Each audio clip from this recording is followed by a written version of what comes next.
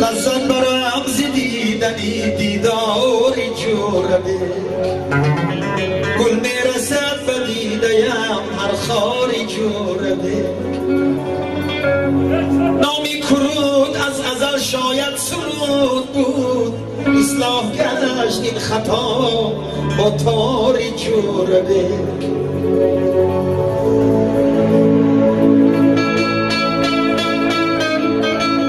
دردی دلش سبک شود با شعری رودکی دردی دلش سبک شود با شعری رودکی اشعاری رودکی بود اشعاری جوربه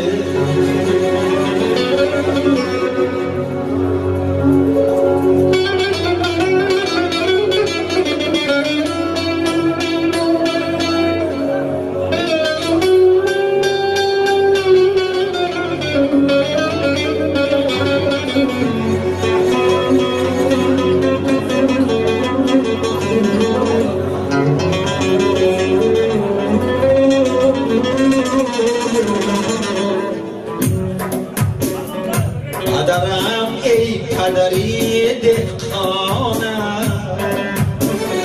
تو همه خواستی دهقان باشم نروم یک قدم از ده بیرون بنده ای مذهب و ایمان باشم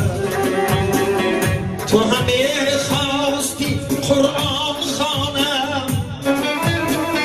که از او معرفت بالایست تو همه خواستی ملا باشم بس که در دهی ما ملا نیست پدرم باز ببخشا بر من گر نمانم تو من دهقانم نسخه پاکی تویم در دنیا من سراپای تو را میمانم نسخه پاکی تویم در دنیا من سراپای تو را میمانم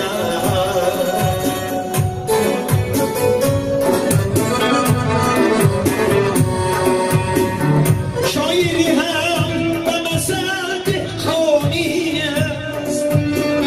شعر بنیادی همه مسند هاست شعر تخمه است که سبزد در دل شعر قرآنی همه ملت هاست شعر تخمه است که سبزد در دل شعر قرآنی همه ملت هاست پدرم بال و پرم ای بی خبرم پیش با دوست نکست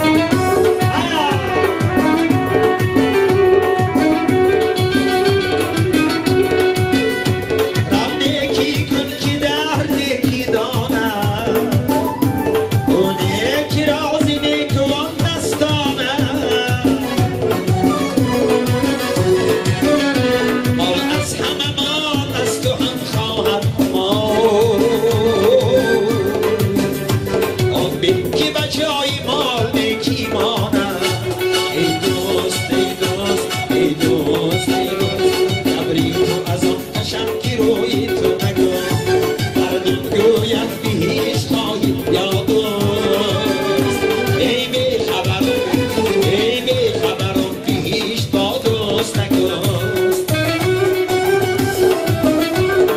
مورشان هیا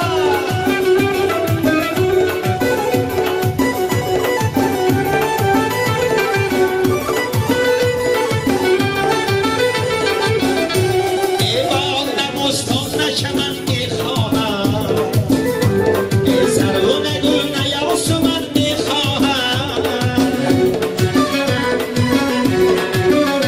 خواهم زی خدای خشم یکی درو